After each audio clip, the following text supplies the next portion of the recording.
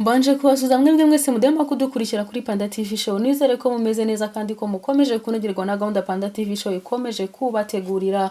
Nkuko kandi mumaze kwimenyera ko tubagezaho amakuru ndetse n'ibiganiro bigiye bitandukanye kuri Panda TV Show.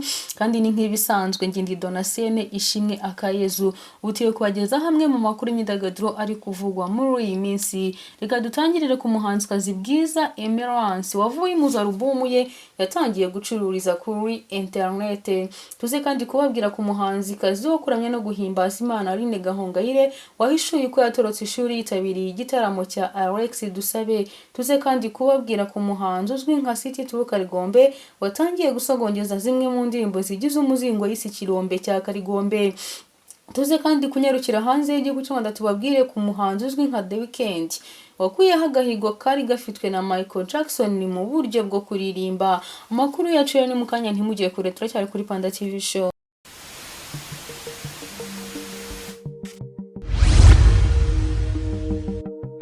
Turi muri kimwe pub nkuko mubireba, ni ahantu heza cyane, ahantu wasohokera, ahantu ho kurira ubuzima, ahantu heza cyane ku nkengero z'ikiyaga cya Kivu. Ni mu burengerazuba bw'igihugu cy'u Rwanda mu karere ka Karongi. Ni ahantu heza mu mujyi wa Karongi hagaragara neza cyane.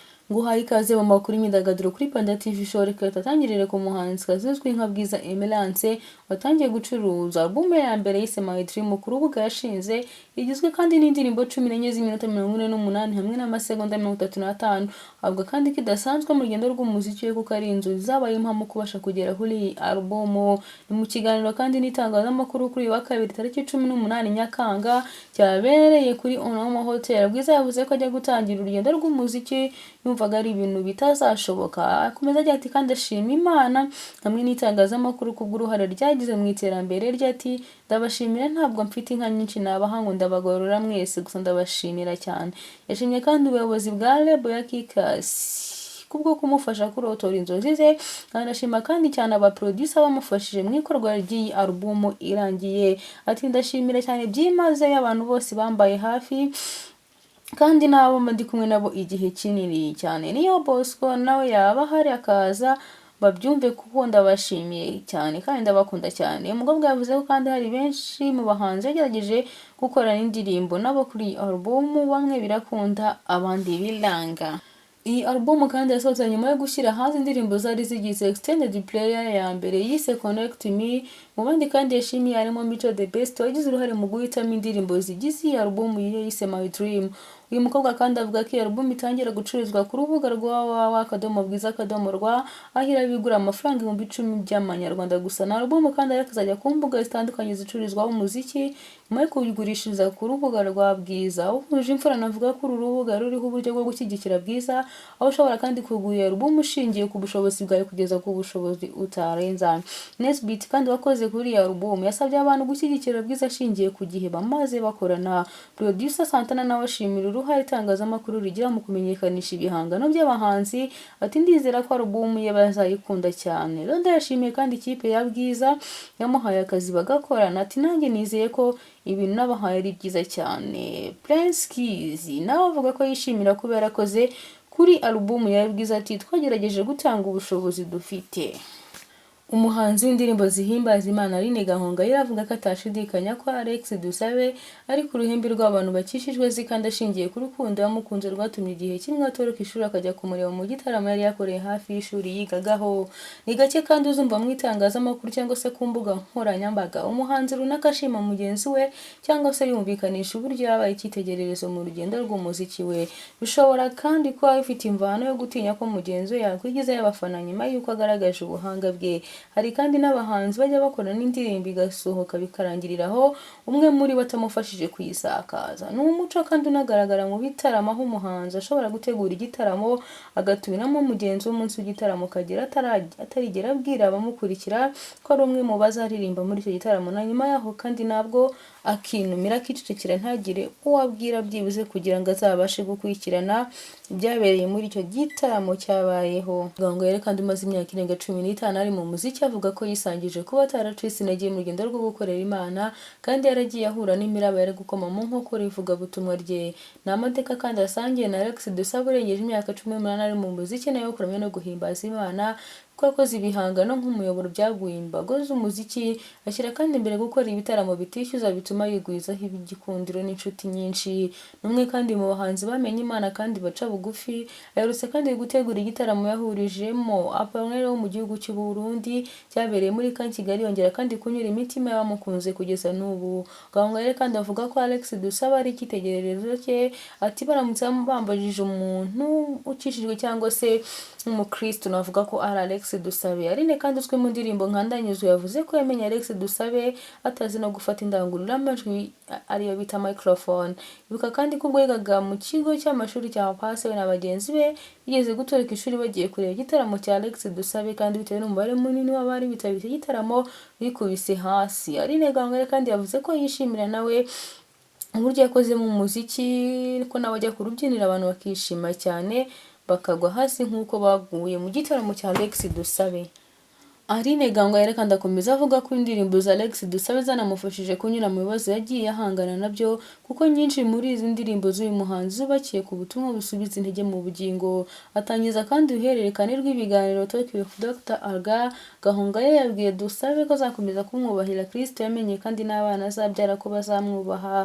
Alex Dusabe nawe avuga ko yatangajwe n'uburyo Gahongayire akura imbaraga mu bibazo. Yavuze ko uyu muhanzi kazanyura muri byinshi ubundi byakomeretsa umutima, ariko akomeza gushikama ku mwami yemeye kandi akabicamo yemye. Alex Dusabe nawe yabwiye Gahongayire ati isi, igihugu n'Imana biragukeneye. Yasabye Imana kandi guha Gahongayire ubwenge n'imbaraga kugira ngo abe ingabo ikingira abandi. Aline Gahongayire kandi yakomeje agira ati mu myaka yose ishize Alex Dusabe ntiyigeze ahinduka, kuko ari umugabo ukunda Imana n'umusaraba. Akunda umusaraba wa Yezu, avuga urupfu rwa Yezu nk'uko bidufasha natwe turi kubyumva. Rero Alex Dusabe uri mu bantu batuma ndyoherwa cyane n'agakiza, warakoze gukomera, niyo mpamvu uyu munsi nitwa Dr. Alga. Amakuru yacekati yakomereze ku muhanzi uzwi nka City True Karigombe. Yatangiye kandi gusogongeza zimwe mu ndirimbo zigize umuzingo yise Ikirombe cya Karigombe. City True Karigombe kandi wize umuziki ku ishuri ryahoze ryitwa iryo ku Nyundo rikaza kwimukira mu karere ka Muhanga. Yashyize hanze kandi umuzingo uriho indirimbo zitandukanye ndetse na wasara nka bonus track. Ibumbatiye kandi ubutumwa butanga impuruza ku bagore bazengereje abagabo babo bagatuma barara mu kabari kubera gutinya gutaha. Karigombe kandi yize umuziki mu ishuri rya Nyundo. Yize kandi kuvuza ingoma, kwandika indirimbo aribyo twita songwriting, gukora indirimbo aribyo twita nka production, ndetse no kuririmba. Akora kandi hip hop nk'akazi kamutunga ka buri munsi. Ubwo kandi Panda TV show yamuganirizaga yatangaje byinshi bitari byarigeze bimenyekana kuva yajya gukora umuziki kugeza soje amasomo. Ati ababyeyi banjye babanje kutumva impamvu najya kwiga umuziki kuko nta bandi bantu bari barahize mbere yacu, bifuzaga kandi ko nakomeza amasomo asanzwe. Reka dukomereze kandi ku mwihariko w'Ikirombe cya Karigombe. Uyu muraperi kandi asobanura ko umuzingo w'abantu baramutse bafashe umwanya bakawutega amatwi hari icyo bawukuramo. Na album kandi iriho indirimbo 14 ikaba yarakozwe n'abatunganya muziki bagiye batandukanye barimo Track Slayer. Yanashimiye kandi kuri wasara. Iyi wasara kandi iriho imirongo ishingiye ku nkuru zirimo abagabo barara mu tubari kubera guterwa ibibazo n'abagore baba bigize kabushungwe. Karigombe kandi yatangiye gukora ibitaramo byo kumvisha abafana be ibihangano bigize Ikirombe cya Karigombe. Kuwa gatandatu kandi tariki 15 Nyakanga muri uyu mwaka nibwo City True Karigombe aherekejwe n'abo biganye ku Nyundo ndetse na Multipop uyobora ishuri ry'umuziki rya Nyundo bari bateraniye mu kabari ka Dani Vumbi gaherereye kurya nyuma i Nyamirambo.